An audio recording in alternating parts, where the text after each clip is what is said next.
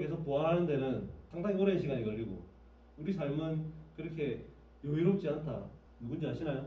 베토벤은 6살 때부터 안 들렸다고 해요. 좌절하고 포기했더라면 지금 우리가 듣는 그 아름다운 음악들은 없었겠죠. 요건 아침에 아까 설명드렸던 결핍을 활용하는 방법. 지금 내가 가진 능력이 어중간하다면, 평범하다면 굳이 그걸 고수할 필요가 없다라는 거죠. 플록이라는 화가가 있어요. 비쌉니다. 이 사람의 작품들은 비싸요. 근데 이 사람은 그냥 뿌렸어요. 붓을 쓰지 않았죠. 몬드리안은 자를 대고 그었어요. 굉장히 빨리 그렸어요. 어중간한 것도 버리는데요. 최고를 버린 분들도 있어요. 내가 세계 최고인데 그 최고를 버린다. 피카소는 어릴 때부터 신동이었대요. 8살 때부터 모든 사물을 사진처럼 그렸대요. 15살 때쯤에는 전 세계적으로 이제 유명세를 탔어요. 그 정도로 그림을 잘 그렸다는 거죠. 그런데 피카소가 그때쯤 사진기라는 물건을 봅니다. 사진기가 찰칵하고 찍으니까 자기가 그린 거하고 똑같은 그 사진을 불과 몇 초 만에 똑같이 만들어내더라는 거죠. 그래서 피카소는 사물을 똑같이 그리는 그 능력을 버렸어요. 피카소의 초상화는 이렇게 변천합니다. 처음에는 잘 그렸어요.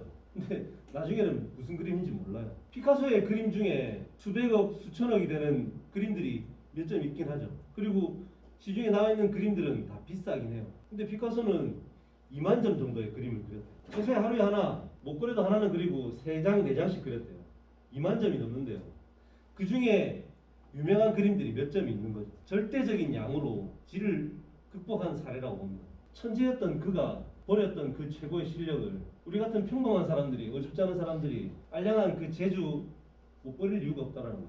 내가 학교 다닐 때 수학을 잘했는데, 영어를 잘했는데, 그림을 잘 그렸는데, 뭔가 뛰어났는데 그게 내가 잘하는 일이 아닐 수도 있다는 거죠. 세상의 기준으로 당신의 적성, 검사를 해서 나온 그 적성이 당신의 적성이 아닐 가능성이 높다. 우리가 노벨상은 많이 하는데 필즈상은 잘 몰라요. 수학계에서는 이 필즈상이 노벨상하고 똑같은 권위를 가지는 상입니다. 수학계에는 10대 난제라는 게 있어요. 지금까지 누구도 풀지 못한 난제가 있어요. 그게 하나하나씩 풀려서 지금은 6개인가 7개인가 남아있는데 그 중에 하나의 난제를 푼 그레고리 페렐만이라는 수학자가 있습니다. 푸앙카레 추측이라는 이 난제는 지금까지 아무도 풀지 못했고 페렐만이 일주일 동안 풀었어요. 그리고 그 풀이 과정을 수학학회에 보냈을 때 수학학회에서 그게 정확하게 풀었는지 아닌지 검사하는데 6개월이 걸린 거예요. 그래서 다들 경탄했어요. 그리고 이 사람에게 필즈상을 수상해야 되겠다고. 근데 잠적해버렸어요. 그 상 다 안 받을 거라고. 그래서 더 유명해졌죠. 필즈상을 거부한 수학자, 세계 최고의 수학자, 세상에서 가장 특별한 대통령. 대통령은 그 나라 최고 권력자잖아요.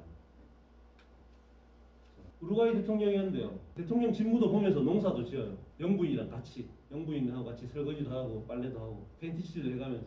그리고 대통령궁은 노숙자에게 만나 뵙고요. 부부가 20대부터 레지스탕스였어요. 그러니까 반정부 세력 이런 뭐 게릴라 활동도 하고 민주투사였죠. 그리고 이제 나중에 대통령이 됐는데 이 두 부부가 이제 굉장히 검소하기로 유명했었죠.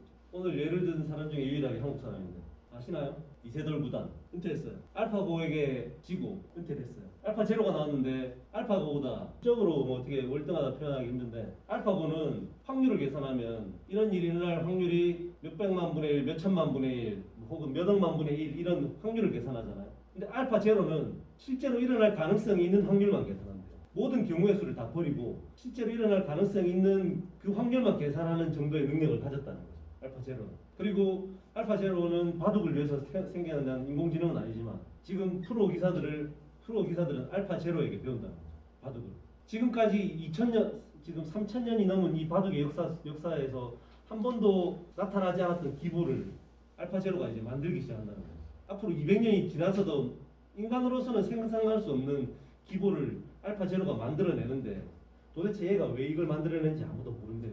그리고 그 기사들이 지금 알파제로한테 바둑을 배우고 있다는 거죠. 그리고 알파제로에게 배운 바둑 기사들이 서로가 싸우고 있는 거죠. 이세돌 구단은 더 이상 인간의 영역이 아니라고 판단하고 바둑계를 떠났어요. 이세돌은 전무후무한 역사를 만든 사람이거든요. 바둑계에는 갑을병정 이런 쭉 조가 있어요. 그 중에 갑조는 가장 뛰어난 조의 모임이거든요. 그 조에서 주장끼리 싸우는 바둑 전쟁이 있어요. 그 바둑전에서 19연승을 했다는 거죠. 누구도 기록하지 못했고 앞으로도 이런 일은 없을 거라는 기록입니다. 조훈현, 이창호 구단 이런 모든 기사들의 장점들만 살린 바둑계 집합 완전체라고 불렸어요. 최고 지존이라고 할 수 있죠. 이런 능력들을 가지고 있어요. 그런 그도 버렸다는 거예요. 최고의 자리를.